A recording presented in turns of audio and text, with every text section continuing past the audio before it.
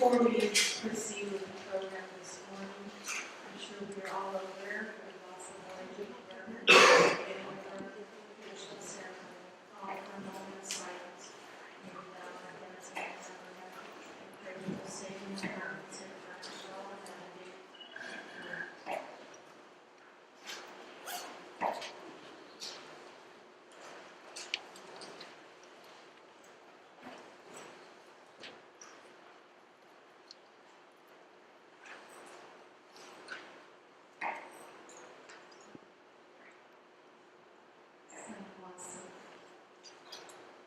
Extremely honored, all around with so much respect and admiration for the president of some of the most gifted navigators of the Pacific. For those that voyage and risk their lives to attend this festival, Zion we pray for a safe journey home for you. Before we proceed, we would like to begin with the introduction of the Jeremy, please. Good morning to all of you. To all of our distinguished guests from all over the Pacific and abroad, we'd like to extend, on behalf of the people of Guam and all over the Marianas, for all your great work in the preservation, maintenance, and revitalization of our seafaring traditions. This morning we would like to open this Canoe Summit with a chant entitled Itini Tuhun.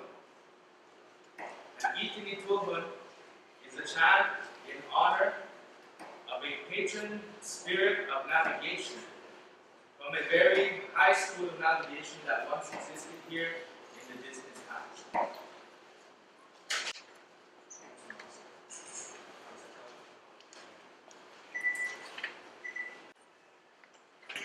The lyrics of this chant, Itini Tuhun, it reminds us that in the beginning, the very beginning, within the mind of the Most High, all things were one, infinite, unlimited.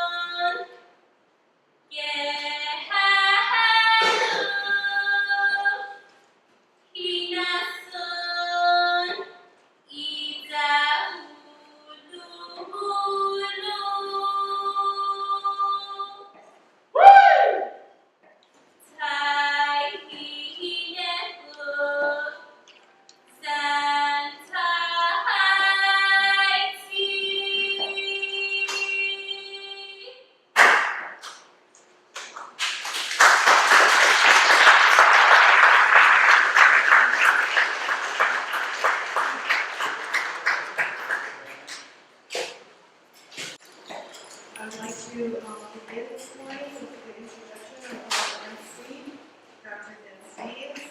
He teaches global and comparative Indigenous studies at the University of Minnesota and Twin Cities campus, where he also runs the Division of Digitizing Ancient Ancient Futures Virtual and Augmented Community Voyaging at Home Project. Aside from that, he's a world-renowned author. He's a pioneer of seafaring renaissance on Guam, among many others. Please join me in welcoming Dr. Nanzan.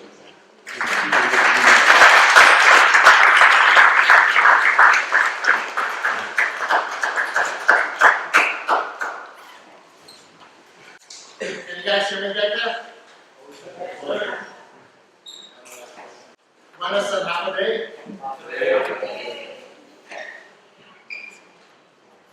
Yolanda? Yolanda? Yolanda? Lynn? Ali? Buddha? To say hello in Mamako. Mimi. Got the Buddha there. Yeah.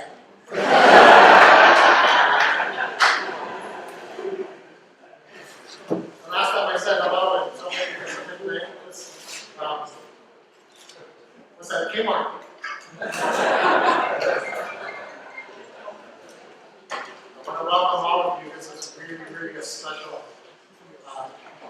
occasion. It would really, the purpose that we're here for is basically for the navigators and seafarers who have attended First Canoe to get to know each other and to have the public hear a little bit about what they're doing, but also to try to make a little bit of headway by our organizers, the UNESCO folks, we hear a little more from them, in their own effort to advance seafaring in the United Nations as an intangible cultural treasure. And all of us, I think, recognize the value and the treasure of seafaring for our islands and our identities and our traditions. But once we get formally recognized in United Nations conventions, it also releases lots of money. And money used that we hope will go straight into seafaring activities across the Pacific. But when I heard that some outsiders were interested in organizing a summit of seafarers to coincide with FESCAT, I jumped on it because I recognize the significance of the meeting, and I support UNESCO and the United Nations. I should say to them that the condition for doing this work, for helping the navigators share what is oftentimes secret knowledge with the public on behalf of the United Nations programming, is to ensure that that money goes directly to seafaring activities. Right? Because we know that in academia and in the nonprofit world, there's a lot of money that circulates that doesn't necessarily go to where it should be. So on that condition, I hope that this meeting will begin a process for all of us to work with the United Nations, our friends over at the United Nations, to get money in advance and safeguard what is in fact a national, international treasure. A meeting like this, with the number of seafarers that we're happy to, we're honored to be with, just protocol alone could take days. We only have 8 hours. We began late as we're waiting for more people, some more navigators not able to make it for a number of reasons. So for this reason, what we're going to try to do is we're brought together all of the navigators and the heads of seafaring organizations and clubs who are represented here, along with key scholars and government and non-government officials who have devoted their lives to supporting seafaring. in a nutshell, what we're going to do is basically hear from each other, and I've asked all of the navigators to address themselves to one major challenge that is facing their island, in the hopes that we can begin a process of identifying and inventorying the needs, and then coming up with the activities and the tasks for addressing those. So this is both social and it's a little bit of work. And the only way that that's going to happen is if we restrict ourselves to 10 minutes. And I have to unenviable task of playing police now on time. And you know that navigators are some of the most revered people in society. I'm not looking forward to saying we're going to, or tour, or wow. Do that. So, enough of that. The program as it stands will follow that. But keep in mind one thing. The idea that there are some presenters and there are round table, that's not the case. Everybody who's going to speak is a presenter. They're going to represent their canoe organization or society or in-house to say what I said. So you all know a little bit about them and they'll share what the biggest needs are that they have. Before I begin, I want to ask them, the navigators, and I'm calling by name, and the heads of the different canoe organizations and societies. These are the groups that build on the ground, build canoes, teaching people, serving people in different islands. Let me see how far I can go by looking at your names, your faces, and your names. I know most of you. Let's just begin with Tua. It's actually a pleasure for me to ask Tua to stand up and come up here. Tua is from the Cook Islands. If you study Seafaring, you'll have seen him in a number of documentaries, the Wayfinders. Tua has gone thousands of miles sailing with the Hawaiians, with the emergence of Seafaring in the Cook Islands, and then the other group of warriors. So welcome Tua Kemper to the Cook Islands.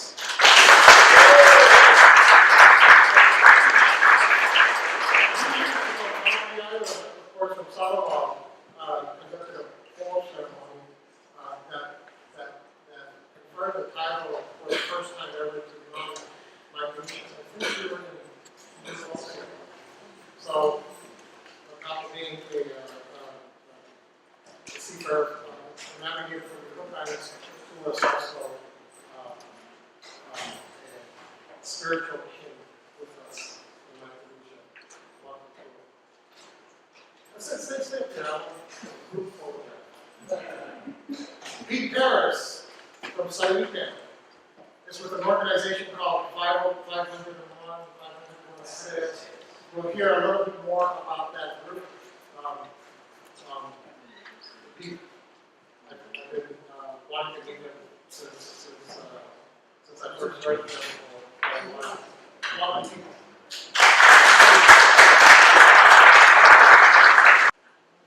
I'm going to give fuller introductions to them when they come up to speak later on. So, Tahiti, a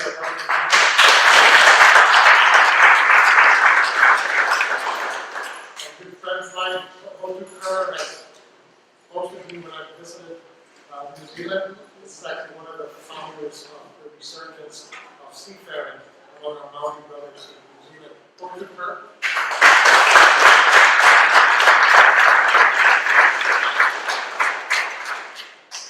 Already famous when he was like,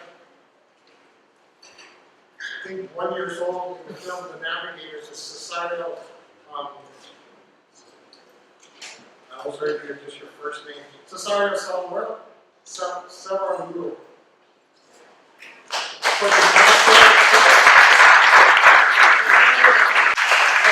Sailed a double hull canoe gifted by the Hawaiians to Mao. sailing it with the Micronesian Voyaging Society out of Palau, representing Palau. We'll hear from Cesare a little later.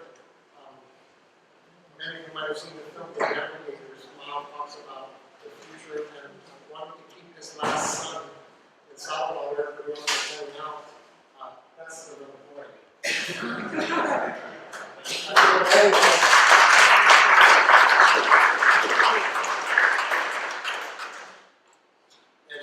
And the next generation.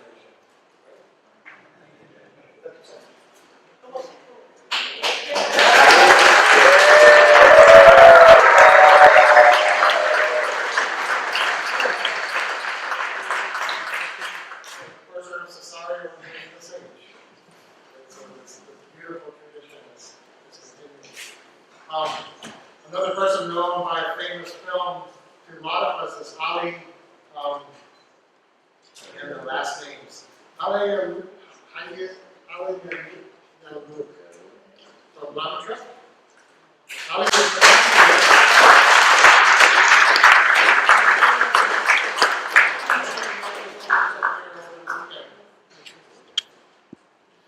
Mariano Benito. Yes, changing him all the time.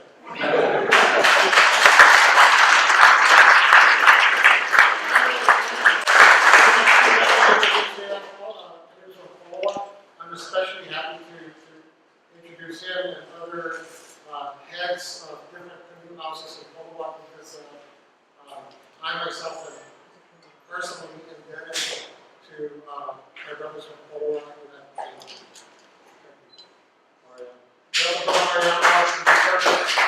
Beautiful canoe that Maria Yatar had sponsored up here in the early 1990s.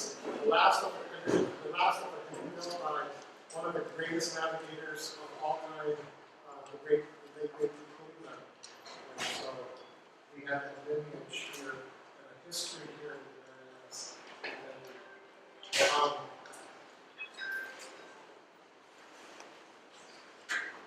Seeing a Pierre here that I know I have to introduce.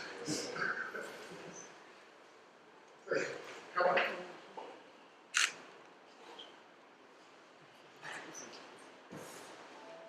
The biggest risk is cultural protocol offense. I don't know what you said.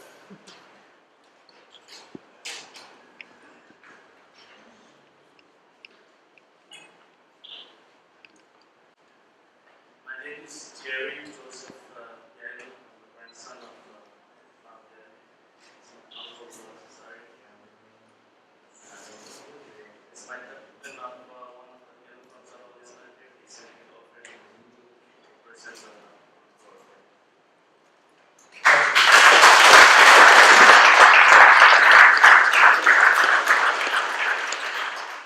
I'm glad I didn't miss that one. Ebert, Sky.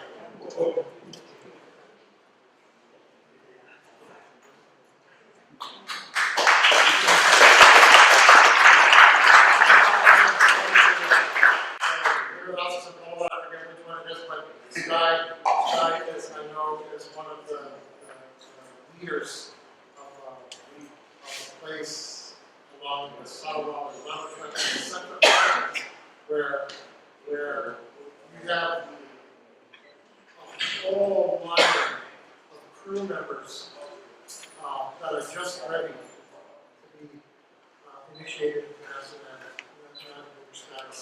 It's important to recognize them. These are the guys that are sharing, bringing up the next generation in their islands and becoming the boss.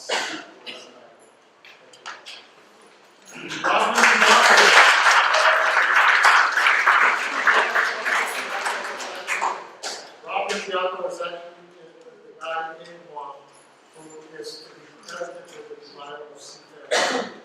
We have something like a half a dozen to a dozen sailing canoes here in Guam, but Rob began with zero. Rob founded a group called Tatasi that took on another life in sailing with one of our Rob. But I want all of you to know the person who is responsible for the design of Seafaring among the two walls of Guam.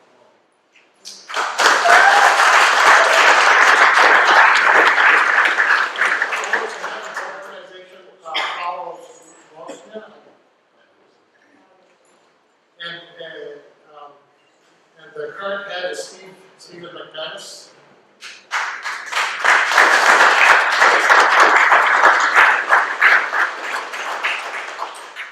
Row 2. Allison Kellen from the Marshall Islands.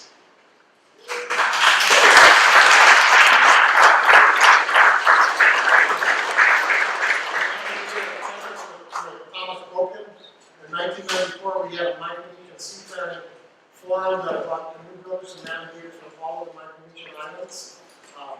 And Allison was just beginning. And all the canoes that you see in the Marshall Islands, including the that are here, have come up under his authority and his leadership.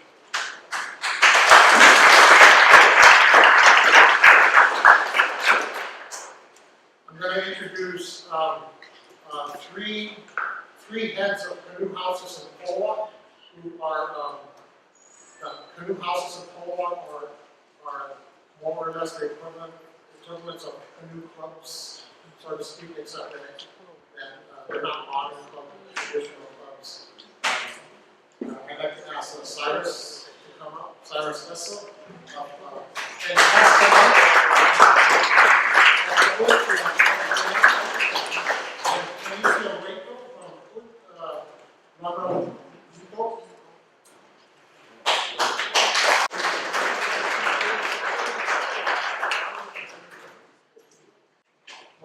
Mario Benito as well.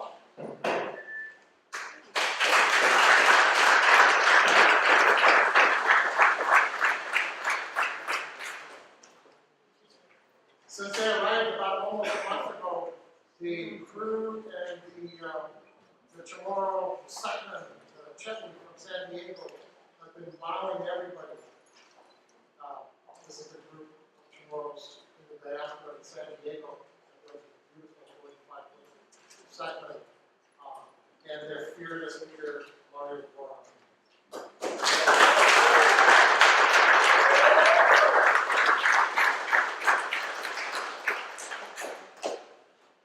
The person who sort of took over the reins of what some of us started in the 1990s, Frank Cruz.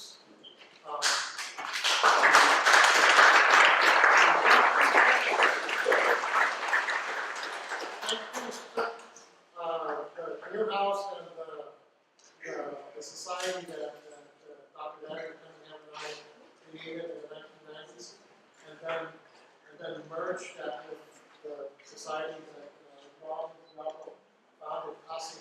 And so Tatasi is one of four organizations in Guam that have with us is Mimi George. Mimi's a legend. She's a seafarer. She has been at the front of trying to identify any scholar in the Pacific who doesn't just write and think, but get down and dirty in the water. It's Mimi. Mimi has been working with the Tamaho, the Baka Tamaho project, a little bit more later. She works very closely with Luke.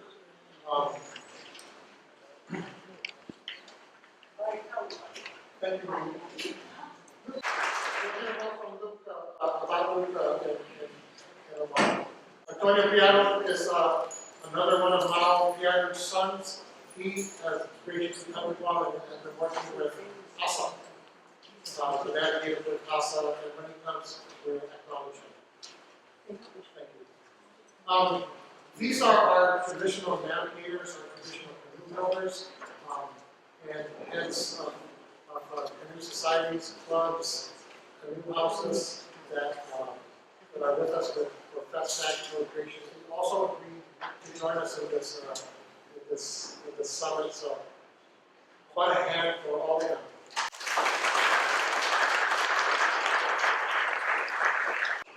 Monica is the overall chair for First Canoe, and then extreme business. Monica has taken a special time out for the seafaring of all the river disciplines. Thank you, Monica. I also need to recognize Steve Morris and Sandy Osalander equipment back there for all of the logistics and support that go into making this happen. Okay? Professor Dockel.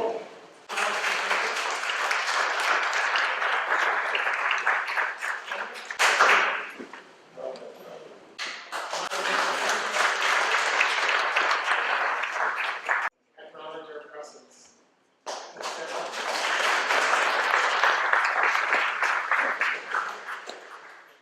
They all happen to be there with you.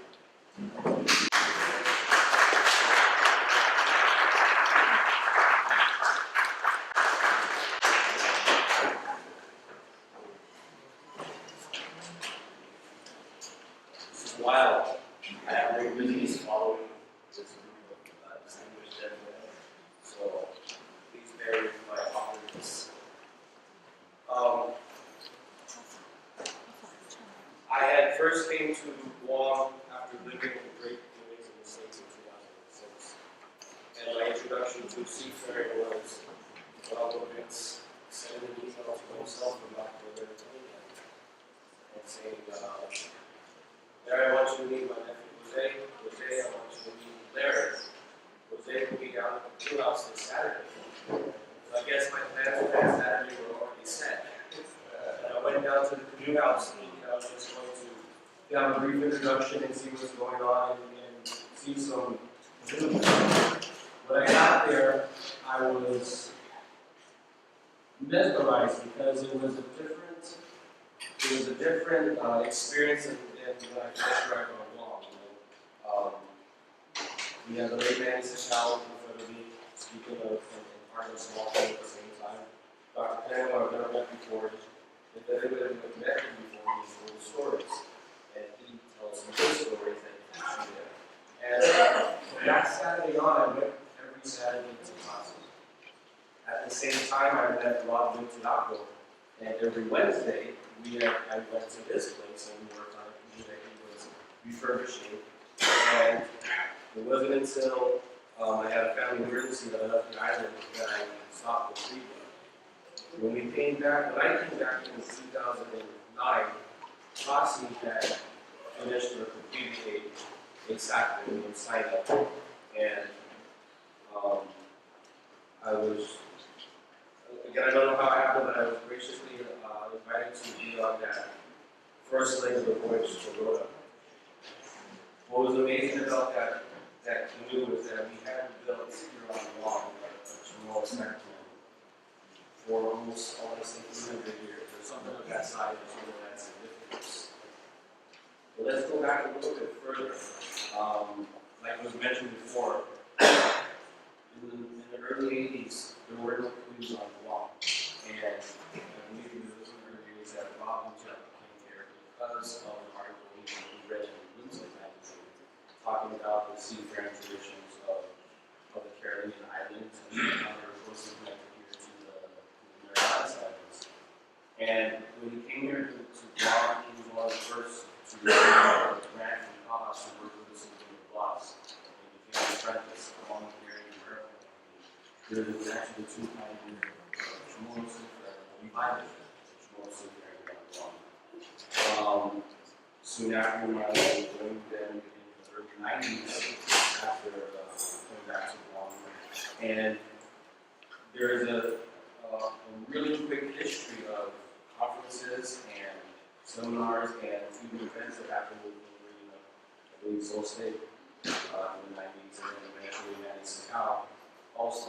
I'm being very brief because I think we have limited time. I did bring a presentation film that originally was going to be an historical book of the Renaissance and the revival of Canoe Seafaring here on Guam.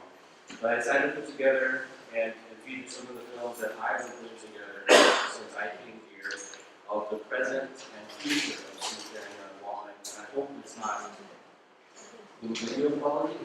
It should inspire some of us here to go out and try to see more people and to learn and talk about more and experience what it is here on this island.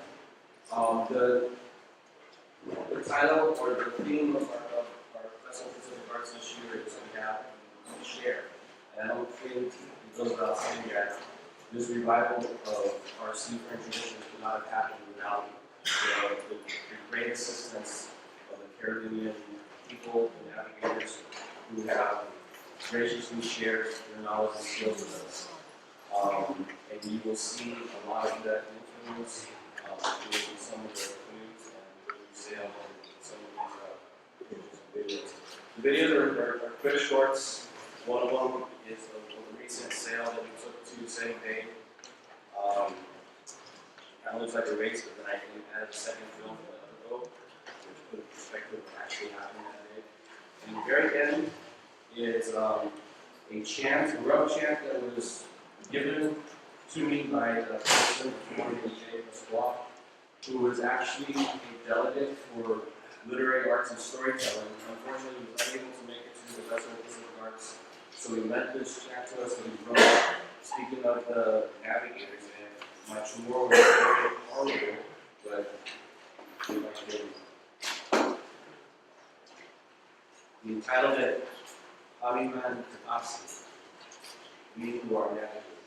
There's not too much narration, but along with us Chamorros here, learning seafaring, the special thing about our island is that we're made up of a number of people. I'm by myself, I consider my officer in this, have Chamorro, Japanese, Filipino, I'm going to see a number of Pompeian boys in this film, the Australian boys, with island teams, and it's incredible how we all come together, we work together, and play together, just have fun in the ocean while we're experiencing something. I mean, all of our people have experienced and lived in the past. Trees, medicinal plants, and such. We have our boys carving the mata before we take it out of the jungle. Way too heavy before that. So it was amazing. We had a young guy here from Pagan over here on the left-hand side. He's wearing shoes there, but for the most part, he was barefoot. Walking on basalt rock all his life, he had already developed his own shoes on the bottom of his feet.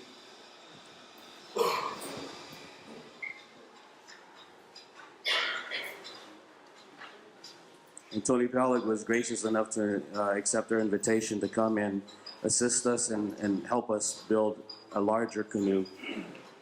We kind of went backwards, and we're going to go from smaller ones to a larger one after this.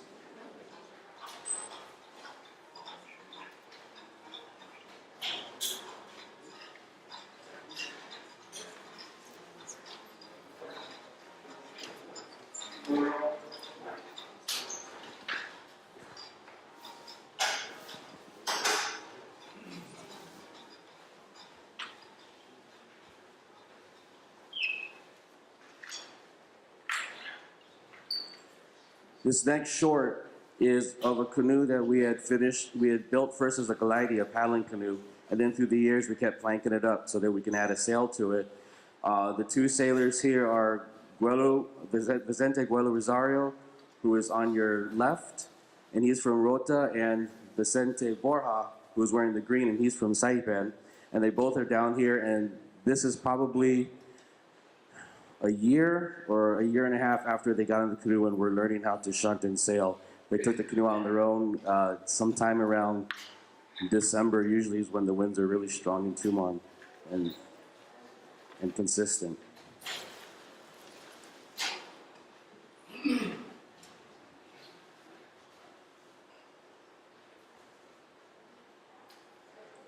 We sail this canoe within the reef in Tumon, but have taken it beyond the reef to go all the way to the boat basin before.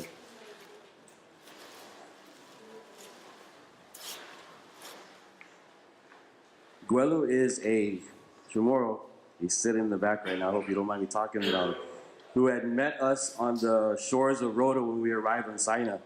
And since then, I think we've been best friends. And he's been coming down here to help us with a lot of things that have to do with going in the jungle, identifying plants. He is a plant identifier for the medicine or the surahanas. And he's just been a huge asset to Tasa.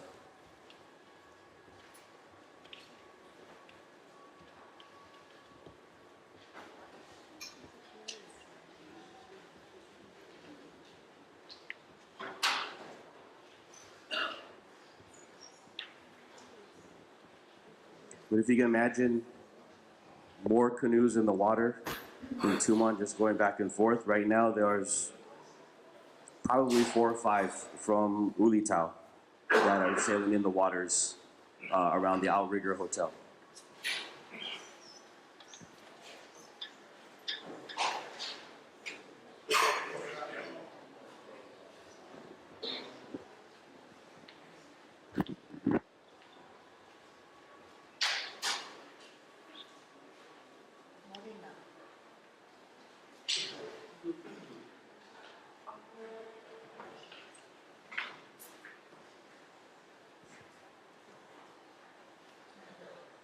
After we did a film project with these canoes just recently, we were making our way back up to the boat basin. And Sina, which is on your left, was actually repairing a mast. And Finagwaza on your right here in the foreground and the background had considerable distance. Sina, having a larger sail, basically covered that distance in no time. I was on the chase boat or the safety boat watching this and filming, and you can hear maybe sometimes some screams of happiness and joy because the other people on the boat were thinking that this was a race as well as myself. And you can see who won it somewhat. And as we were celebrating, I found the film footage of the people on the other canoe, Finagwaza, who were fishing. And eating fruit, going, oh look, there's Simon. And if I may, the person on the camera gave homage to Manny and said Manny is helping the wind in their sails. And I have that footage next after here. It was cracking me up to watch how very little attention they paid to the canoe that was beating them to the harbor.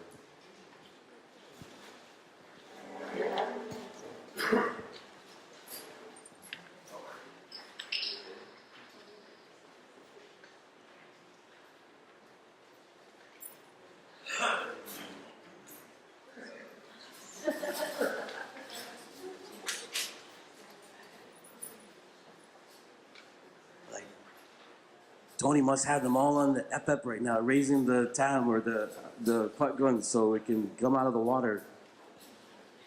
Because I know he's trying to race them too. No. See Sina right over here?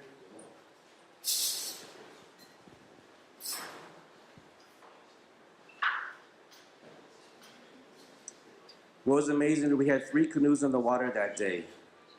Sina, Fanagwazek, and the canoe Quest that came from Puluwat. Sina and Quest hadn't been in the water for a while, but because of this,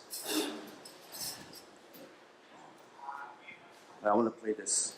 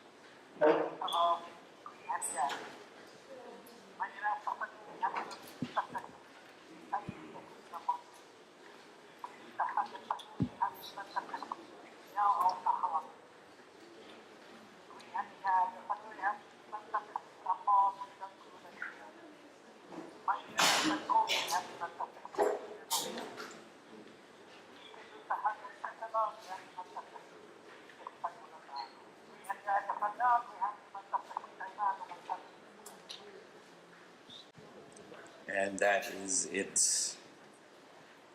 I want to thank you for bearing with this video.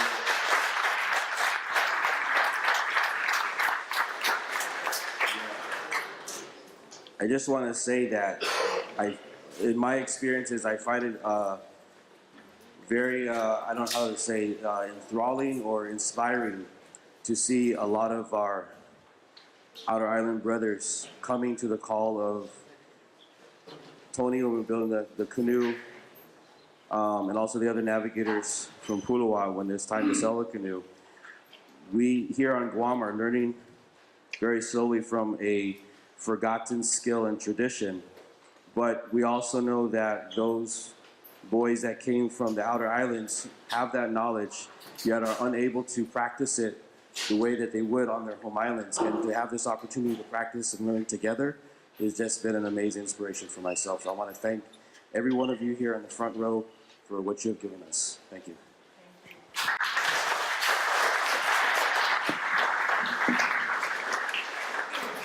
At the front 2 rows. We're fortunate to have just walked in Tony Piairo. Tony?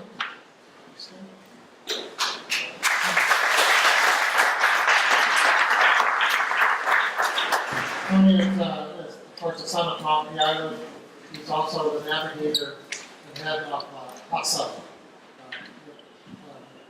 Jose. The men and women that I introduced a little earlier as the navigators and heads of clubs are not the only seafarers in the room. We have probably another 30 or 40 seafarers who constitute the crews and who dedicate their all of their time and energy and money to reviving and continuing this tradition. And we're going to be hearing from many of them over the next couple of hours. I just wanted to say that just under 20 years ago, with former Senator Tony Lamarana heading the Guam Council of Arts and Humanities, with Judy Flores, folks like Tom Renata, and Sherry, I think was a number of people who are still behind the scenes here doing this, put together the resources to hold the first ever Micronesian Seafaring Summit, where we brought canoe builders and navigators from every one of the Micronesian entities and government, their corresponding government cultural officers, heads of the cultural resources and things like that. At that time, less than 20 years ago, the only canoes we had was a canoe that Bob, Anthropological, and Gary were carving up in their place up in Jigo. Today we have Guam Pass here, again with the help of our brothers from the Central Carolines. We have anywhere from 4 to 6, my count is a little bit off, 4 to 6 bigger sailing canoes, and another dozen or so medium-sized sailing canoes, right, including a number of experimental canoes experimenting with wood strips and fiberglass, thanks to a generous grant from the National Oceanographic Atmospheric Agency, NOAA, and the federal government. We were just to talk about sailing canoes in Guam alone. We went from 0 to 1 in the making to over 20 in 20 years. So I've been awake for most of that time. I've been keeping up with that, and that's just an amazing thing. So thank you for all. We're going to go ahead and take a quick break now. We've got some refreshments. I'm going to cut it down to 10 minutes so we can make up with our some of the time that we lost. So we'll take a 10-minute break, and then we'll reconvene with our first panel.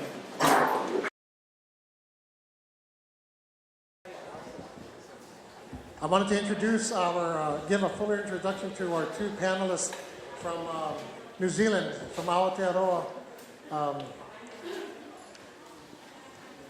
Hoturoa Barclay Kerr is Tainui from Kawhia. He is a Tohunga Waka, a canoe expert of all 3 Maori styles of canoes. You have the waka ama, or the outrigger sailing, racing canoe, the waka tawa, or the full-scale warrior canoe, and the waka horua, or the long-distance double-hull voyaging canoe. Even though he's widely regarded, along with the late Maori statesman Hector Busby, as one of the founding fathers of the revival of waka horua, the long-distance navigational system, Kerr still prefers to call himself a student of navigation. Even if he's navigated across all of Polynesia, he has sailed into Micronesia, and has also sailed to the Americas and Rapa Nui.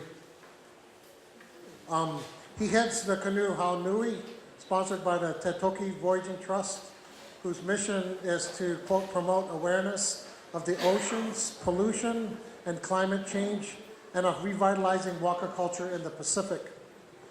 Kerr grew up deeply rooted in Maori language and customs. He is a first language speaker whose parents were language teachers. He was raised by tribal communities, especially who he calls the old guys. We all know who those are. His roots in canoe work began when he was 8. By 17, he was in charge of his own waka tawa, the Taheri Tiki Tiki the second. Kerr was also the longtime president of the NCOA, New Zealand's Waka Ama Association, and continues to head Hamilton's Te Toki Waka Ama Club, which differs from other groups in its emphasis on training children. Kerr has lectured at the University of Waikato. He co-founded Waka Quest, a private sector venture for leadership training. Really interesting to see the use of traditional navigation for building leaders for the nation in the future.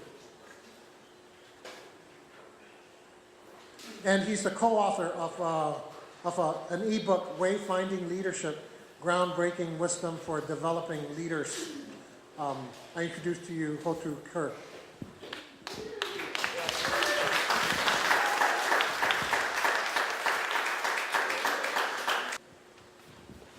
Kia ora tātou.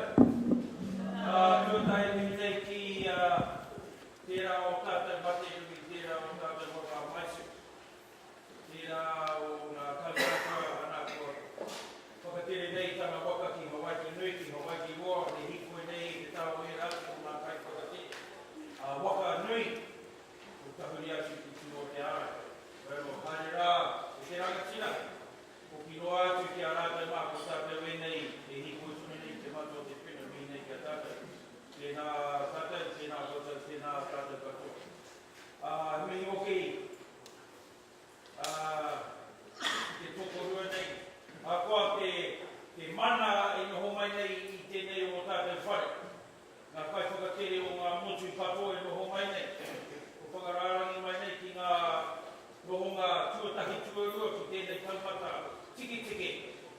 Mi nei ki a rātou, koe anō, e kore tā te karo i ngā mi, ki tērā o tātou traua a mau me te mona kanohi e noho mai nei. Cesario Antonia Kora, me ngā mokopuna o tō tātou traua e noho tahi mai nei ki nei. E mihi nei, e mihi nei. What can I say in 10 minutes?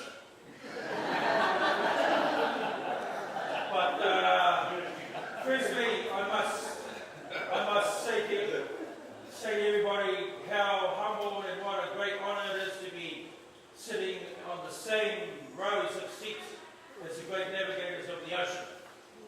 Yes. Those people who maintain the memories and the talk of our ancestors. Those people who connect the islands one to another with their canoes, with their talk, and with the knowledge that the spirits of our ancestors travel with us when we move. So with all those things in mind, I want to thank the organisers for allowing me to sit with you great men. And thank you to our crew on Simon that allowed me to get on board and go out and participate with everything on Sunday morning. Everybody in the Aotearoa party was wondering where I got to, but I already left the night before almost to get there on time. But again, my acknowledgement to my crewmates who are here in the room with me today. We've travelled from Aotearoa, excited to be a part of something like this.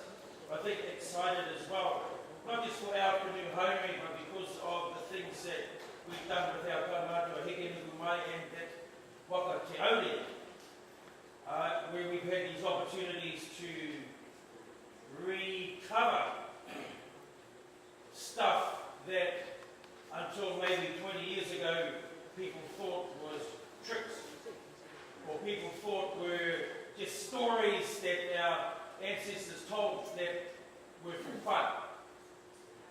And so I stand here and I see all the people who sailed their canoes from the distant islands who've been here for this gathering.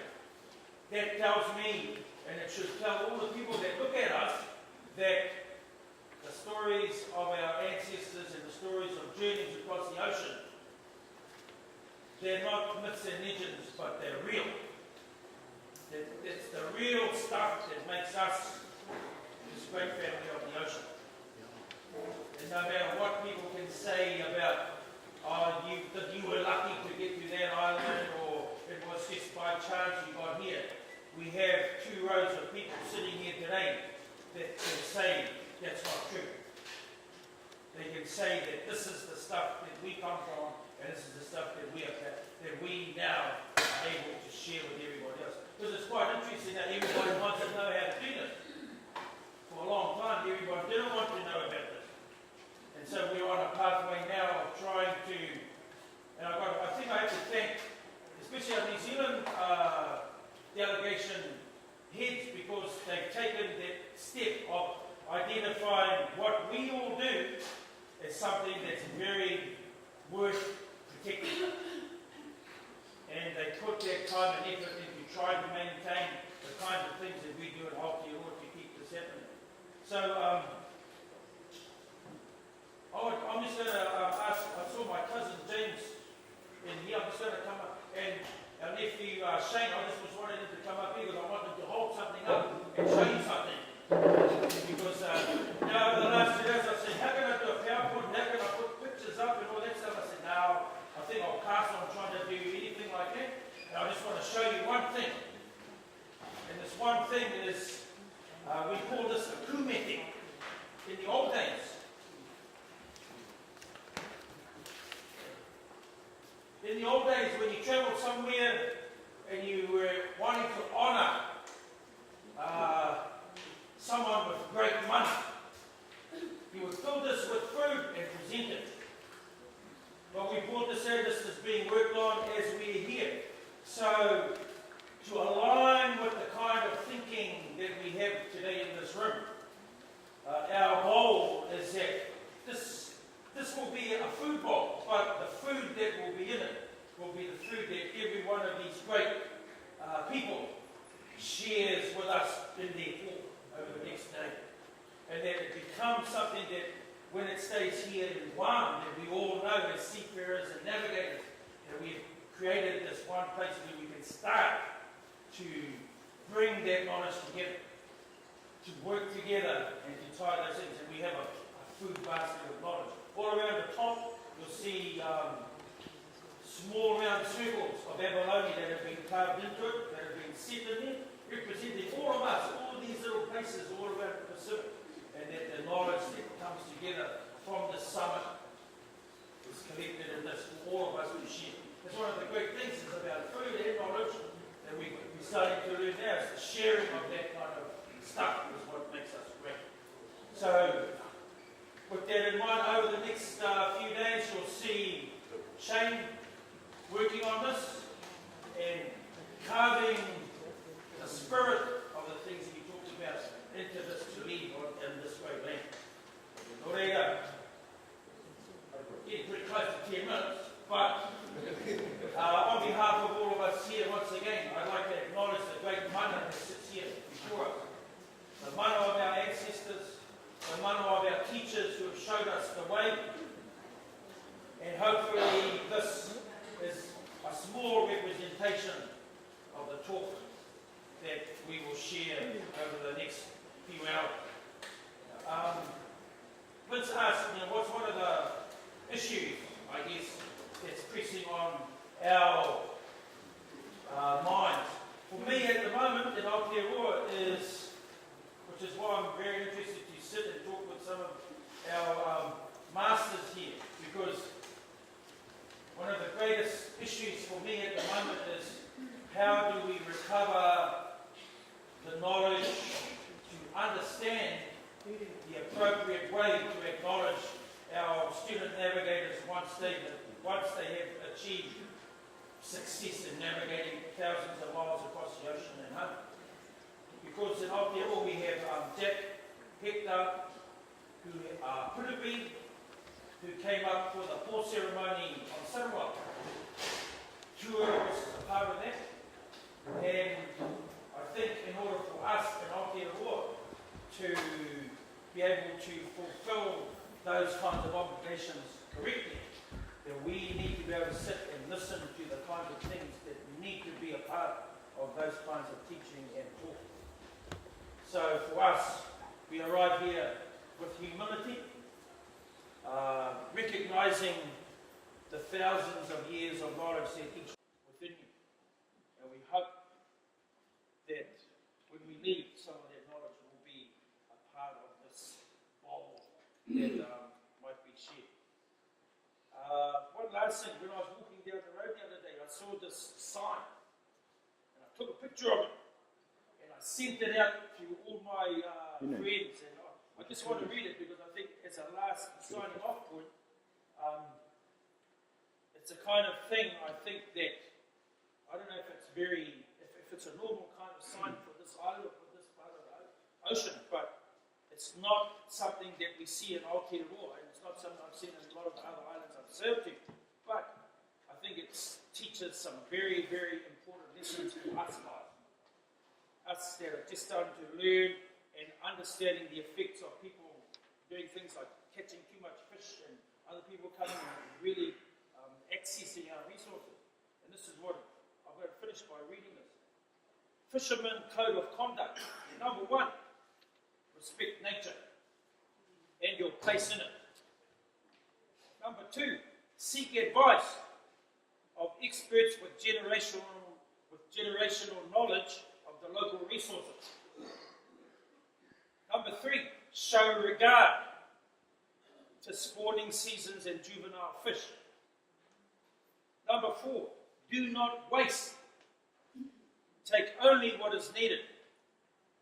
Number 5, keep safe people, property, and resources. Number 6, obey fishing laws and rules. Number 7, use proper gear and techniques. Number 8, pick up your trash. And I think the other one was aligns to what we brought here today. Number 9, share your cash. And so today,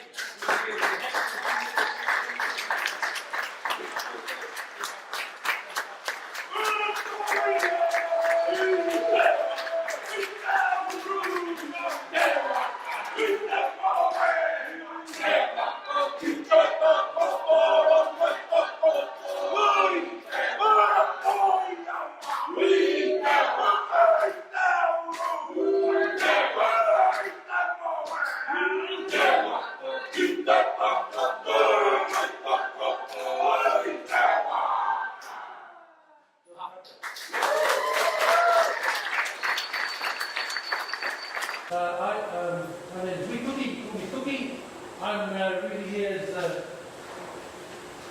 as a support structure with my team.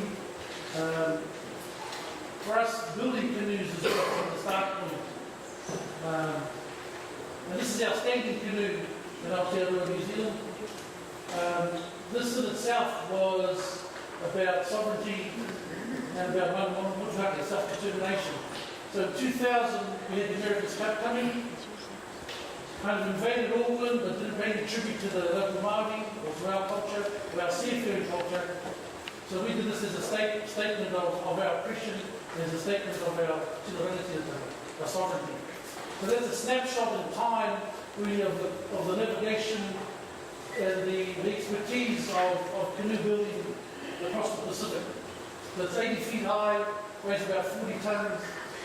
It's 2,000-year-old canoe from here up, and 50,000-year-old canoe down here. Tunnels in the middle, could be up here. So that was kind of our statement of we need to reclaim what we've lost. Along with what I was talking about.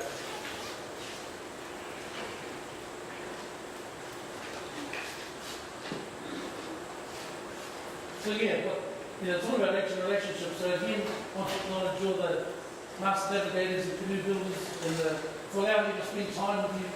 I was down at the canoes there and learn about how you build canoes, the different woods you use, the different woods that we use, the tying techniques, how to use the wind, all this exchange of knowledge.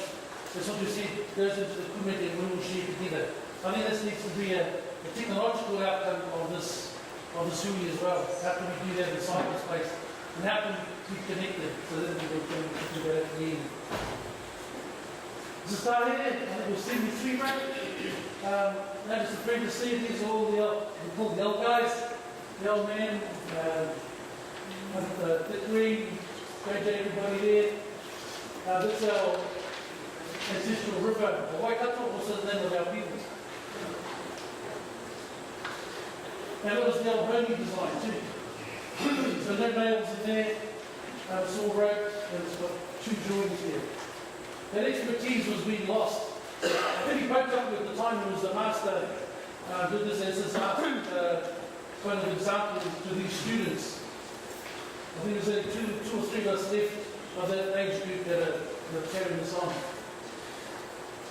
I also want to acknowledge James, another little photo over here. And his mastery, and any of the other covers in the audience will have done it. These are our canoes on the river. There's the Putus Waka, Ranatani and Tumanako, and we have a fourth one at the back too. So if you ever get to come to New Zealand in the third weekend of March every year, you'll be able to see Putus boys now on that canoe, and all of our sons and nephews heading. That's a canoe I did in Perth, Australia in 1998. Actually, look, come over and ski for me there. And that's what I had over here, I was skiing. So we took the waka over, we carved it with the local Māori there, third generation, who hadn't been home, so they kind of lost contact with their identity and their traditions, and with local Aborigines as well, the Luma tribe there. We carved it, put it together, taught the canoe to paddle, the crew to paddle, and then we took it down the Yarra River. So again, it's, you can help other cultures by transposing your expertise in different areas.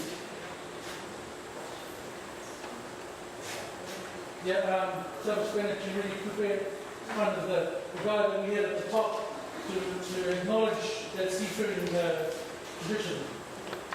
But it also incorporates many other stories, like the Aboriginal story of the red-tongued serpent, Maki Maki Awakanui, and the Cree Saskatchewan stories as well from the native. These represent the front of the canoe, the tabi. Tangaroa, of course, we all know Tangaroa.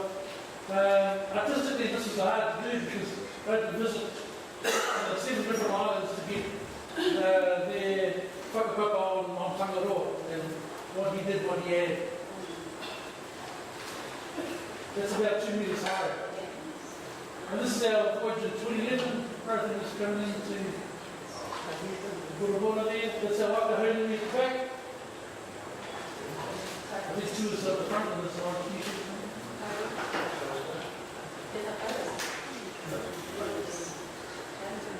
Oh yeah, and the paddle at the back here, and the different seats for the navigator and the captain. This is a funny waka we did in the Solomons at the last Pacific Arts Festival, to leave it behind for the people there. It's got the Pacific Star Compass, as you can see. Tawhiti marked here. For us is kind of the goal of the winds, the tuaroa of the ocean. and then the different canoes that travel there, and there's Maui exactly. But it's just really a kind of a navigation point, something where you can come and think about our identity and navigation and seafaring and canoe building, everything in one place. It's very hard to find a place where you can come and do that. It took us 2 weeks to build that, by the way. Okay, so we're getting out to global challenges for us.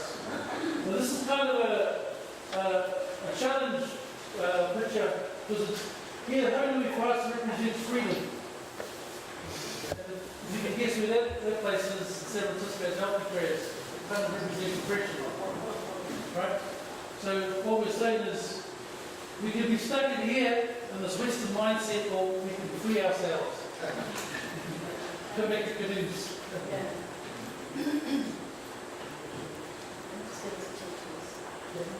So, Papa Aden, Urumai, Ali, Yarana, Tawasa Malaya, Papa Aden, Ufren, Baba Obama, This, one of my other jobs is as a cultural psychologist. So this is, I think, is a really important picture, you know, of our journeys, our cruise journeys, and our prana journeys, the thousands of miles. Yet this land is sacred to the Oroni tribe of San Francisco, who have been absolutely destroyed by multiple layers of colonization. And the ultimate symbol of oppression is when they press and put our people in these horrific places of absolute denigration and imperialism. So I think our journey here is one of decolonization and reclaiming our own sovereignty. So essentially a picture of sovereignty, everything that we are.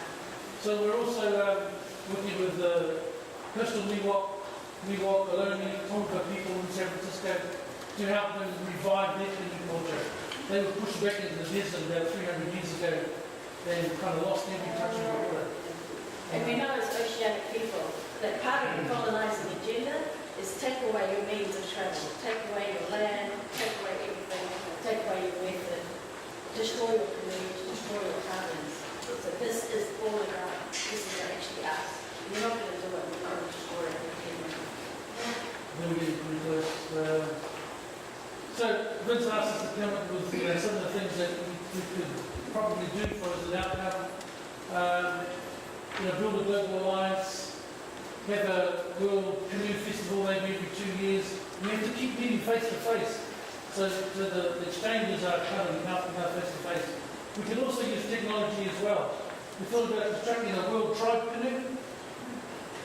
So this is a big vessel where we can travel throughout the island, support the canoes that are out there, but also do education and do some of the wider scope of education. So it's essentially as local as we can be, within our psyches, within ourselves, within our communities, but shifting the global consciousness. Because again, there's a whole lot of people that don't really care, but we do. That's why we can strengthen. And I love that word Urumai, because in common Uru is a head, and Mai is come together. So Urumai is bringing all of our heads together in this space. This last one, of course, so we had to put permanently in space. It's our spaceship. I think we need to have that mindset too, that we can journey to the stars. Kia ora tātou. Kia ora tātou.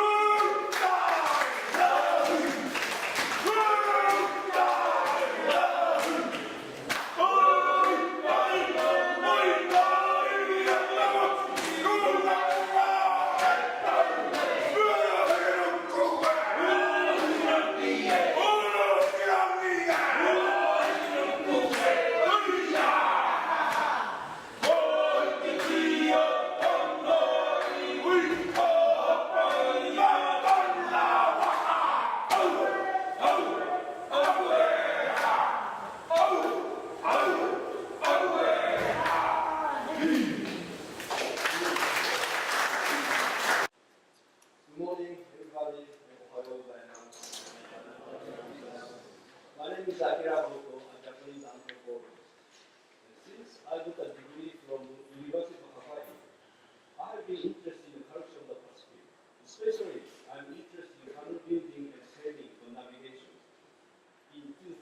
2008, I organized Circle Pacific Small Circumference Small Boat Culture Summit in Guam, inviting such people as Master Navigator, Lake Manishka from Forward, and Shaman Raponga from both islands of Taiwan, and some other guests from the Philippines and Japan. And at that time, I came to know that there are many groups working in the Pacific, including Taiwan, the Philippines, and Indonesia for promoting and reviving traditional canoe and small boat cultures. The purpose of that meeting was to make an opportunity to get together the people who have started working for the similar purposes. During the last 10 years, I have been working for a new exhibition of Oceanic Culture Museum in Okinawa, where many traditional canoes are preserved for exhibition, such as Kura canoe from the Trobrians, multi-hulled or triple canoe, Lakatoi from Papua New Guinea, and reconstructed Tahitian double canoe, or Lipa of Bajo people from the Philippines. Instead of talking about that thing, I advise you to see that exhibition over there. There's a monitor and also pamphlet, maybe during lunchtime. Since Second Philippine Sea Canoe Summit in 2008, I have been dreaming to organize a larger canoe meeting like this, and today that dream has come true because of your contribution. I'm so happy to be here with you and thank all of you here. I believe that today's meeting is an epoch-making event in the history of canoe revival movement of canoe renaissance in the Pacific. Let us be connected to each other and share and exchange experiences, information, and respects. Believing that Japanese should also contribute to this kind of project, since Japanese islands are part of the islands of the Pacific Rim. I have been working on this kind of topic for more than 10 years, and I'm very happy that the younger generation like Tomo Ishimura will take over such work. And again, thank you very much, everybody, for being here together today. And Tomo will follow me and explain the purpose of the object of this meeting. Thank you very much. Hello, it is a great pleasure for me to be here in the Canoe Summit today. My name is Tomo Ishimura from National Research Institute for Cultural Properties, Tokyo, which is one of the host organizations of this summit. To hold this summit, it has partially been supported by the grant from Agency for Cultural Affairs, Government of Japan. So my background is in archaeology, and I have been working for conservation of various cultural heritage, both domestically in Japan and also internationally. Among many cases I've been working for, the most recent and the happiest news is that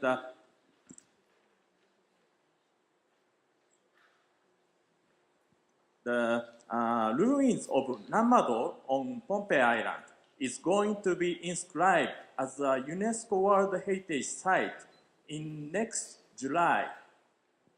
So, National Research Institute for Cultural Properties, Tokyo, has been working for safeguarding this site in cooperation with the government of Federated States of Micronesia. And it can be said that our effort has resulted in this nomination. So, I guess all of you here are interested in canoe culture, but probably some of you may wonder why the canoe culture is a cultural heritage. So generally, the word of cultural heritage tends to be associated with something tangible. For instance, archaeological sites like Nanzan and monuments. However, so these days, some intangible elements such as traditional performing arts, techniques, and knowledge can also be regarded as an important component in the cultural heritage. The canoe culture includes various elements, technique to build canoe, navigational skill and knowledge, and myths and oral tradition regarding canoes. The canoe culture is therefore a complex body consisted of various cultural aspects. In this sense, the canoe culture is certainly cultural heritage. So cultural heritage has been passed down from ancestors, and also it should be handed down to the next generation. And sadly, in the colonial period, large part of canoe culture were lost in many parts of the Pacific area. However, in recent years, revival movements of canoe culture have been grown everywhere in the Pacific. By carrying out these movements, we can hand down the canoe culture to our children, and it can be further developed.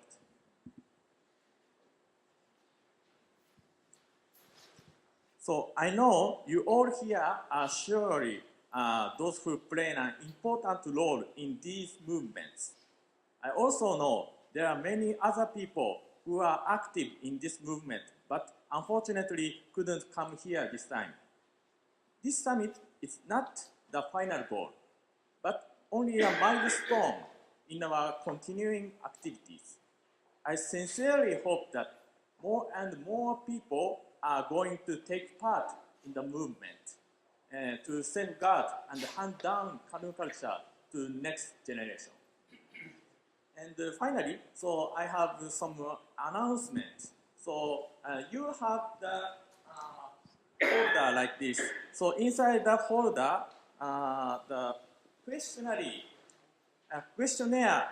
survey questionnaire is in this. So please write this, and I would like to collect in the end of the Canoe Summit. Because this Canoe Summit is partly funded by Japanese government, so they really want this feedback. So please, thank you very much for cooperation. So thank you very much. Malamak la hoto katoa, tuko ingo ko luku vai kawi, yawi tamo ngatamak. Good morning all. I'm happy to be in this summit. I'm from Taumago. Taumago is one of the small islands in the Solomons, and it's very in the eastern part of the country. And the population of the island is about 600 people. And it's a very small population with the skills in navigation knowledge. Back in the Solomons, I think Taumago is one of the islands that we do ocean navigation, ocean sailing and navigation for that matter. Be happy to be in this summit, and thank the organizers for inviting us to be part of the summit. Waka Taumago project is being established back in 1996 with the help of Dr. Mimi. We have an old man, my grand by the name of Kaveya. He been passed away last 3 years ago, and he came up with the knowledge of teaching us the new generation on building and sailing and navigating the Waka. So Waka Taumago is the Taumago canoe. So we call the Waka Taumago. I was interested in the Waka Taumago project when it was started back in 1996 with our old Paramount Chief Kaveya, who been passed away. And by looking at the aim of the project and how the project tried to revive our traditional way of sailing, then I started interested in trying to revive that knowledge. Waka Taumago been sailing 2 canoes, and in 1980, Taumago Island was invited by our government to present Solomon Islands in one of the Pacific Arts Festival in PNG, but we cannot manage to reach the PNG because of the wind.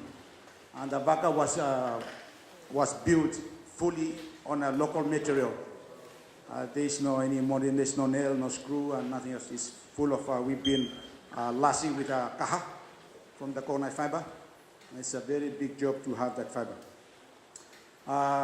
We tried to have that project get running, but there's some difficulty that the project had, especially in bringing the new generation to understand our traditional culture or make them interested in traditional voyaging. By then, we have Dr. Simon back in Taumako, trying to build a canoe, and we are looking to sail from Taumako to Vanuatu. We plan it for the end of this year, but as I say, there's some difficulties that we had, like in visas, some airfares and some of this stuff. So it's a little bit slowing down us, but that's our target. We aim to sail from Taumako to Vanuatu. It's about 400 nautical miles from Taumako. And that's what we are working now. And we're also looking at building a traditional cultural school. We have only about 3 old people remaining now. They might go in 5 years. So we need to have that school built and try to make the new generation, make them interested in building waka. And do waving, and like this one we have back home we have what we call tekumete. Tekumete is a bowl that we used to put food and we save it to the people.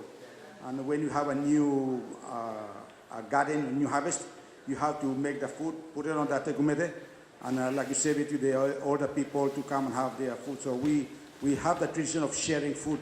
As the national said, it's a tradition, it's a culture of sharing what you catch. So our waka is we used to have the waka going fishing, and when we catch fish, the same, we have to share it to the old people and the people in the community. So that's all about. So now I give to Mimi to go more about the Waka Taumako project and what we are planning to do with our project. Mimi. I want to tell you that we have some written information, including a description of what we would have presented if we had an hour or two. I'm going to put them over on the table there for anyone. And I want to say that when I first came to Taumako, it was 1993, and Luku was already working with Te Matua, Te Aliki Kawea, to get some outside help to get the project started. And the first person I met was actually a voyager, a navigator. Her daughter owned the most canoes in all of the Southeast Solomons. And she passed at 105 a few years ago. Te Aliki Kawea recognized David Lewis and reminded him that he had been the steersman when Basil Tevake was taking David on 3 voyages at the beginning of his work to show him wayfinding. So the first thing that Te Aliki Kawea explained when he invited, we didn't know, I thought they were just visiting. I mean, I didn't go there to work, but he told the story of Lata, or Rata, La'a, and explained that that's his ancestor, the first person to build and sail a voyaging canoe. And the story in Taumako is very long. The building of the canoe, a lot of information he wanted to have documented. He wanted to have his young people using video, which nobody even knew what cameras were or had used anything, but he heard about it. He wanted it documented for humanity before he and the older people who experienced it through their lives passed away.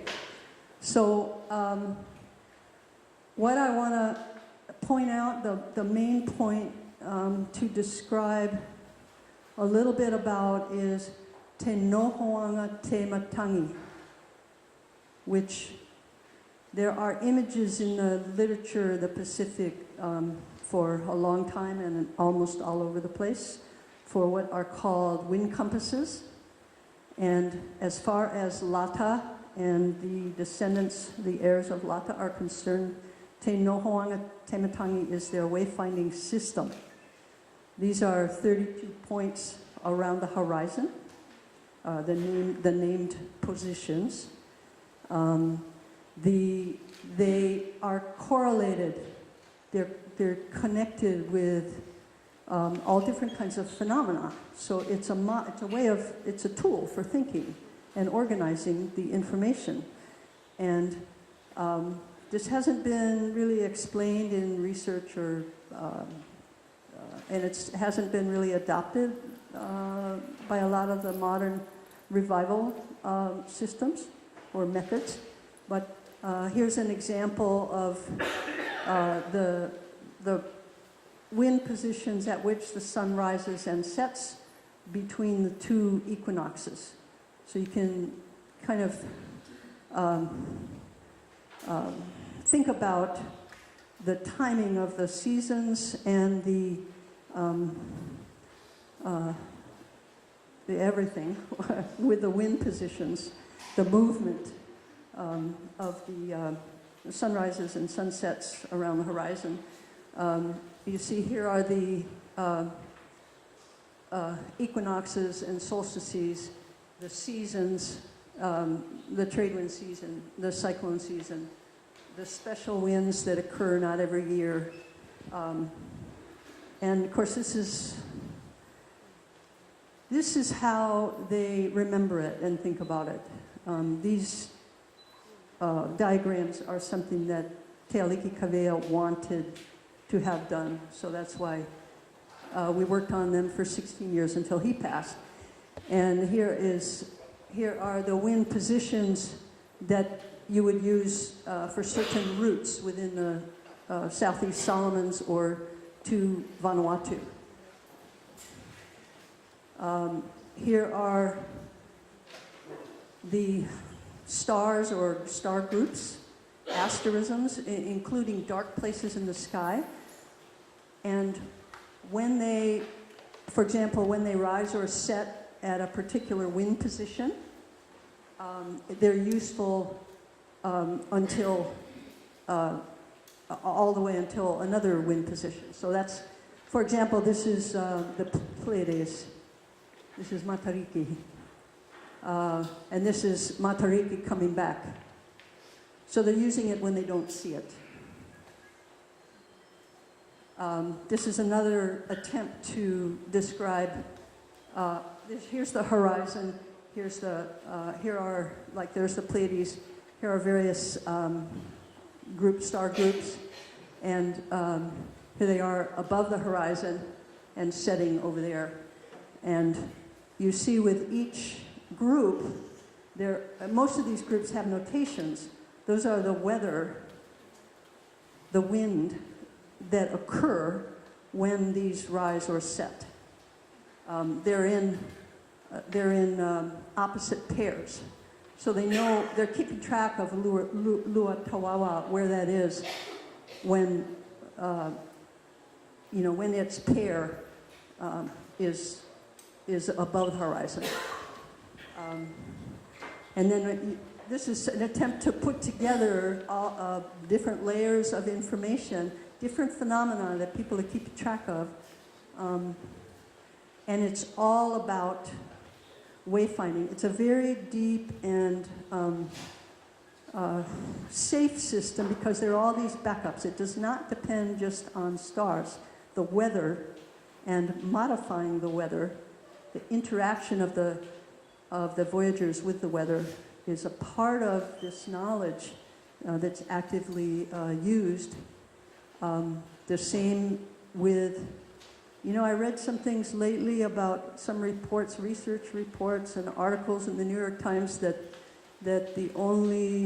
suggesting that the only people who use swell patterns are in Micronesia, Marshall Islands and like that. Well, this is a pattern that Te Aliki Kawea described when the main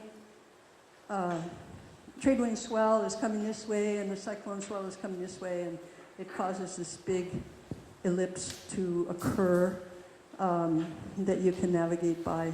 So they have a lot to offer.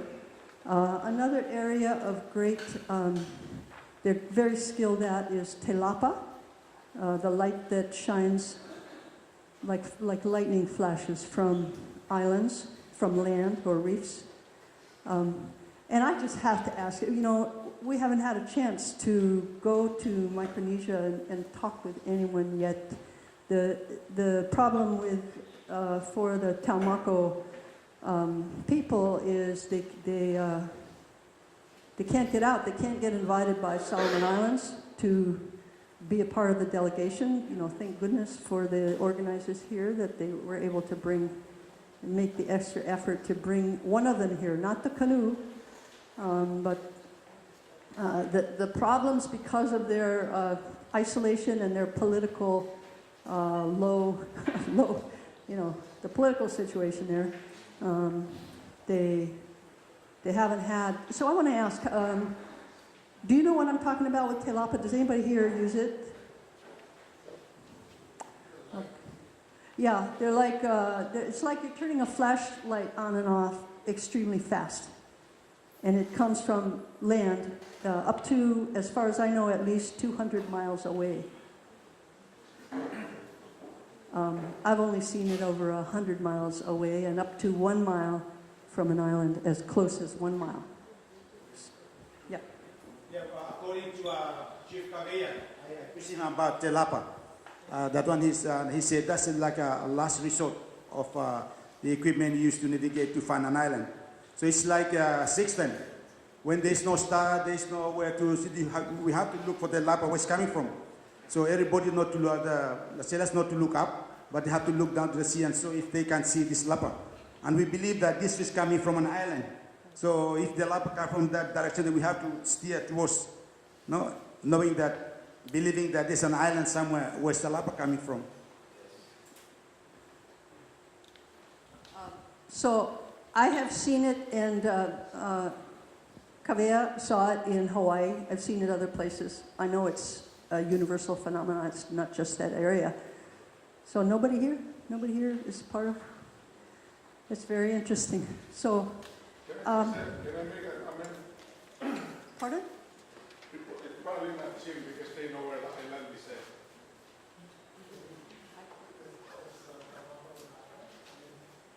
Taumako is a high island.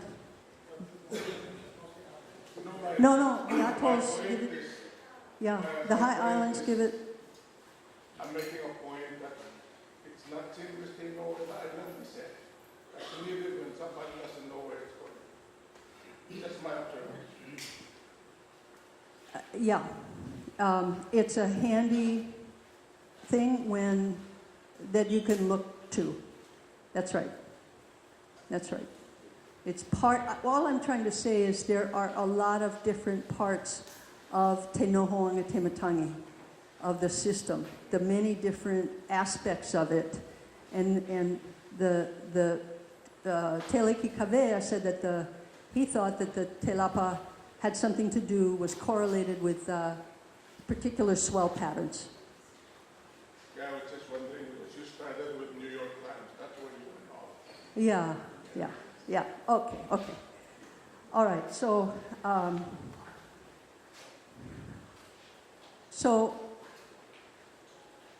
I guess my main message is that I'm hoping that what Taumako folks have to offer in the way of wayfinding methods and a wayfinding method that's systematic, a tool that's systematic, will be of interest. Even though, stars work. I mean, stars alone work.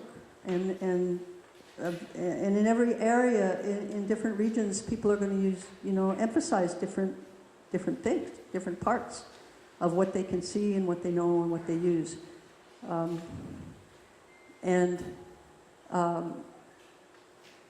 The other point I want to make is that if everybody can work together around the Pacific, and not only in the Pacific, because wind compasses and all this kind of stuff is also in Indonesia and wherever Austronesian people went, and even by other cultures. So if we want to revive, if we want the young people to learn and make this educational with long-term success, then we should be doing just what I think the organizers here had in mind, to have the voyagers, the students, the people from different areas, different origins, and different professions to work together as a family.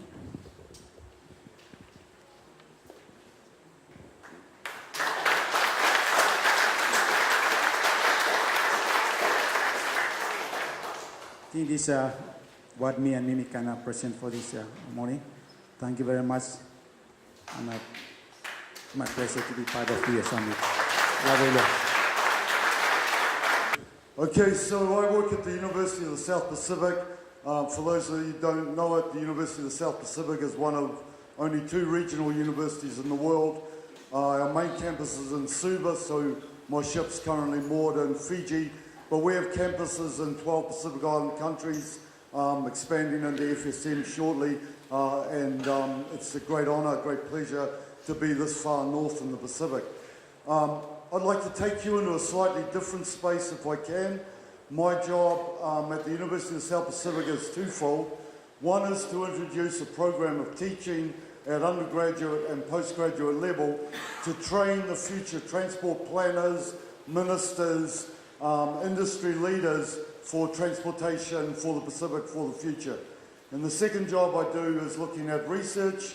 We're trying to look in a post-Paris Agreement era, in a climate change real environment. What are the transport solutions for the Pacific? I'll run you through a bit. I wouldn't be a proper academic if I didn't put up some science and some graphs. These are 2 very simple graphs. The green one represents all the fuel that we bring into the Pacific. We are the most dependent region in the world on imported fossil fuel. We're totally addicted to it, and we import 99% of it. But the important thing is 3/4 of the fuel that we bring into the Pacific, we use for transportation. There's $1 billion of aid queued on this ocean at the moment for renewable energy, for reducing diesel dependency. All that money is targeted at electricity. And it's because in our mindset we've come to equate energy with electricity, and because we don't think we have solutions for transportation. We need to change that paradigm if we're to release the Pacific from the burden of paying fuel bills, which are crippling every Pacific Island economy at the moment. The second graph, we have very poor data for the Pacific. But the second graph shows you the breakdown of transportation fuel for Fiji. And unlike the rest of the world, we use most of our transportation fuel for sea and for air. Land is a minor component. And that's the opposite of the rest of the world. So it becomes very difficult to get global attention and focus on the unique transportation scenario we have here in the Pacific. We're working with a range of innovators around the world, leading centres of expertise, looking at what the potential solutions are for our sea transport. What's the canoe of the future going to look like in the future, right? And these are just some of the technologies that we're working with.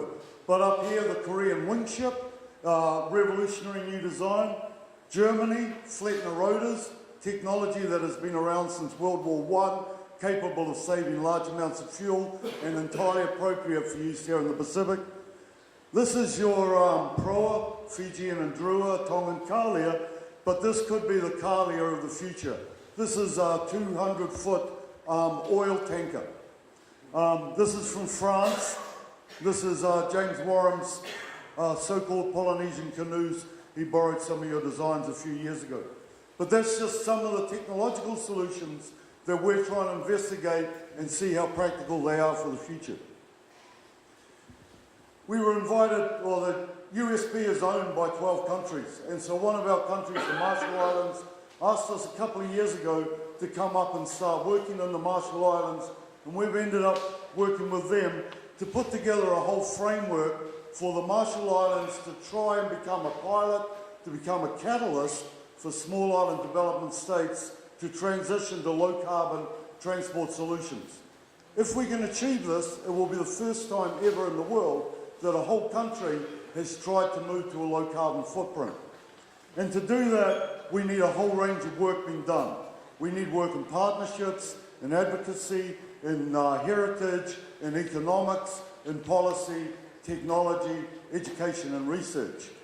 To do that, we're only going to achieve that with a whole of country approach, and we've been spending time with Elson, his colleagues and government and NGOs and the shipping industry, the Ports Authority, to put together an agreement within the country that they want to attempt this. Then the Marshalls went to their neighbours in the Micronesian President's Summit last year and said, can you guys endorse us to try and lead for the Pacific? If we can lead for the Pacific, we can create a ripple effect, cascade out through Micronesia, out through the Pacific, small island developing states around the world. Because every small island developing state in the world, currently your economies are crippled by the fuel that you pay for transport. And until we remove that, all development agendas are compromised. If we can do that with the country, we have to put a regional network around it. And I work for a regional agency, our university is a regional agency. Our regional agencies ain't that good at working together. We say we are on paper, but the reality is we fight like cat and dog for the scraps of funding that are coming onto the ocean. So that's a challenge as well. And then we need to bring an international partnership of expertise to support that agenda. Because that's sustainable transport in the Marshall Islands today. Yeah? There's not a lot else in the Marshall Islands that is sustainable in terms of transport. You know, old, crapped out Dornier aircraft, fossil fuel building ships, either old and past their use-by dates or donated by donor countries and not normally the most appropriate sea transport. So I just want to take you through 3 of the technologies we're working with at the moment. This is a French guy who contacted us about a year ago. He built a proa, 63-foot proa, 20-odd years ago, sailed it from France to Caribbean back again, and he's convinced that these hull shapes, this technological design, can be adapted to modern cargo carrying. And they're building this ship. This is the prototype. This is in Nanzan, France. About 4 or 5 months ago, they launched a 12-metre carrier as a prototype for a 60-metre ship, a 200-metre long ship. And this job is going to be to carry refined essential nut oils from Senegal in Africa to the cosmetics industry in Scotland. 3,500 mile blue water carriage, carrying 200 tonne of high-value oil cargoes. So this is the bridge, you know, the bridge, passenger accommodation. They're working through that at the moment. They got in touch with us and said, do you know anything about proas? And I went, well, not really, but I'm sure there's a lot of people in the Pacific that do. But this is one conceptual design of how we might be able to transition low carbon. This is a boat. This is certified by the IMO, the International Maritime Organization, as a boat. It's an aluminium catamaran. It travels at 200 kilometers an hour, at 100 knots. It carries 50 passengers, 500 kilometers, and it does it with 1/3 the fuel of an aircraft. It's a prototype in Korea at the moment. They want to bring it for trialing here in the Pacific. It uses a technique called wing and ground effect. It flies no higher than 2 meters above the sea. It's creating an air cushion just the same way as a seabird creates a cushion under its wing to conserve energy. This thing's doing exactly the same thing. One of the things I often get in international conferences is people say that this is not mature technology. These designs have been around since the 1970s. This is Soviet-era military technology. It's tried, it's proven. But the opportunity to connect all our islands using a boat that can fly and use 1/3 the fossil fuel of an aircraft is a game-breaking technology. This one's my favourite. This is the Flettner rotor. The Flettner rotor was invented by Anton Flettner in 1921. You all know about Anton Flettner. He invented things you've seen and use every day. He invented the motorless ventilator on top of a van or a bus. He invented the trim tab, which all large ships use today on their steering gear. He invented the trim tab on the wing that all aircraft use today. And then he invented the helicopter. But before he did any of those things, he invented the Flettner rotor. It's just a spinning cylinder. It sits on deck. It's 8 times more efficient than a soft wing sail. Back in the 1920s, the Germans were building 3,000-tonne ships right across the Mediterranean with this technology. It went the same way as the electric car got phased out by fossil fuel. But that's the latest model built by Captain Professor Michael Voss up in the Hochschule in Leer in the north of Germany. It's a ship built for Enercon. Enercon built wind turbines, big ones, 3 gigawatt wind turbines. They sell them around the world. But Enercon didn't want to deliver their turbines to market using a diesel-powered ship. So they got the Hochschule in Leer to design this ship using 4 Flettner rotors. That's done 170,000 sea miles. It's saving 25% of fuel. That's the next generation design. It'll save 40% of fuel. And we can retrofit those on most ships that we have here in the Pacific. The Germans want to bring this technology, trial them through the Marshall Islands, and then work how to disperse them across the Pacific.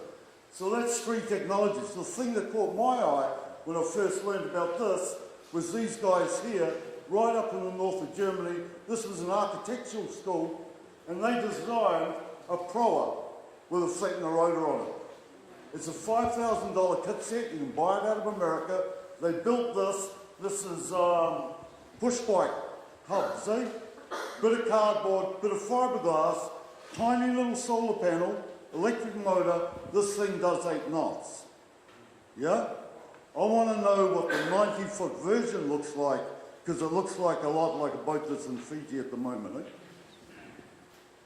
Eh? So, we know, much as I'd love USP to be able to do all this work, we can't. We're a broken down little third world university. We try really hard. But we need partnerships to make this forward. And we're currently working with the best universities and the best centres of excellence in the world to try and bring that technology here to the Pacific to break the shackles of fuel dependency. I think that's all I've got, Vince. Oh no, that's a spoiler, right? There's a new boat coming in Fiji. We want a race. My boys should have it on the water in a couple of months. Kia ora mana tātou. Our next speaker is Mr. Elia Nakoro from the Fiji Museum, department at the Fiji Museum. He's, of course, engaged in a number of archaeological fieldworks, including excavating sites of the Lapita peoples, and if you don't know what that is, that's our ancestors. He's also involved in the conservation of a historic drua, an over 100-year-old canoe that is stored at the museum. It's Bulanaka to everyone. It's been an honor to stand in front of you. And first of all, I would like to thank Mr. Thomason for the funding opportunity, making it possible for me to stand and present in front of you. I would like to apologize in advance. I'm not a sailor. I'm not a master builder. Unlike my friend Mr. Piranaro, I'm not a teacher. And standing in front of an audience, it's a big challenge for me. However, I try my best to be comprehensive and brief. So basically, I work at the Fiji Museum, and I'm honored to be looking after one of the keepers of Fiji's national heritage of objects of cultural heritage. And the thing that I'll be presenting today is probably one of the last, Peter can correct me, it's a double hull canoe, and it's called the Ratufinau Pinayau. The size most probably would be a medium to average size compared to the ones that our ancestors constructed back in those days. But we are so lucky that we have this, and it has a great potential in exhibiting or a platform for education for people in Fiji or in the region. I have some pictures there in front of you on how we acquired the Ratu Finau. And basically, the Ratu Finau was constructed by a master builder from one of the outliers in the Fiji island.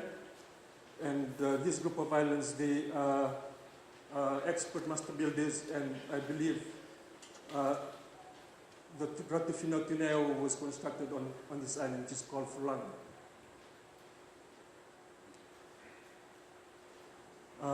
The Ratu Finau was constructed and presented to a New Zealand guy called Turner, and in 1981, the Fiji Museum managed to acquire this tremendous gift for safekeeping. And we are thankful to the Fiji military forces, and you can see the amount of manpower that is required to transport the canoe from its original place to the Fiji Museum. So during the transportation, it was noticed that the canoe was suffering from insect infestation. Water as well also contributed to the poor state of the canoe. And just a few months ago, we were assisted by a group of officials from the Te Papa Museum to do an assessment on the state of the Ratu Finau. Just before I move on, I would also like to thank Mr. Thomason for his assistance. He was also able to briefly look at the Ratu Finau and produce an assessment report on the future of the canoe. And with that mentioned, the purpose or the reason why we conducted an assessment, the Fiji Museum is indebted to the Fiji government. With this current government, we are thankful that they are providing, or they have funded the Fiji Museum with capital projects. And you can see that the building itself is not in a good condition. So with these capital projects, we are able to strengthen and build a facility that will safeguard the Fiji's national objects.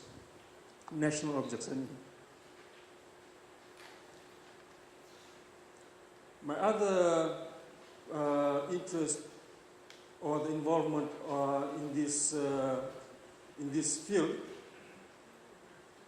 is a project which I believe will take place, and I'm hoping that I'll be able to collaborate with overseas counterparts, and that is to discover some of the remains of the double hull canoe, which were sunk or buried specifically in this area here. This is the general view of it, and it is believed that these canoes lie deep under the mud, and these were specifically the areas where a great number of canoes were destroyed during those times of great rivalry, warfare, and cannibalism. These are some of the opportunities. The one to your left is related to the building itself, and the opportunities that we have is it provides an educational platform for schools, public and traditional boat builders. It also showcases traditional craftsmanship, and above all, it showcases a rich history in the construction of the use of the vessel. And the Ndrua, or the double hull canoe, it has a very long history. It has a beautiful history from construction to the period when it's putting to sea. And it may take 7 to close to 10 years constructing something as beautiful as the Ndrua.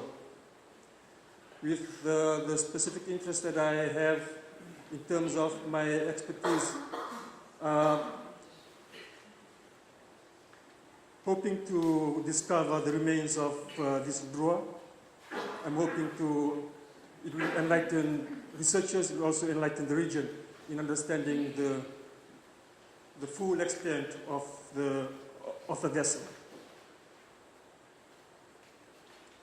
These are some of the challenges that we currently face. There's a lack of local conservation experts. In the past, when they shipped the Ratu Finau to the museum, we had conservators that specifically looked at the treatment and the preservation of the vessel. Today, we do not have that capacity, and we are hoping in the future that we'll be able to identify and send people for training. There's also a lack of monitoring equipment and conservation treatment materials. And having said that, the museum, it is not a profit-making institution, and therefore it requires a lot of funding, external funding, to cater to these issues. As you can see in the previous slide, that the museum building, it's not a proper facility for the wooden objects that we have. You can see that the doors are open. There is no controlled environment or an aircon to preserve the objects that we have. Whereas for the interest that I had in mind, first of all, there's a lack of surveying equipment. And even if we have to do the project, we need to make sure that the Fiji Museum is, the facilities are right. And should we discover these remains, it needs a proper conservation protocol to maintain and continue or sustain the project.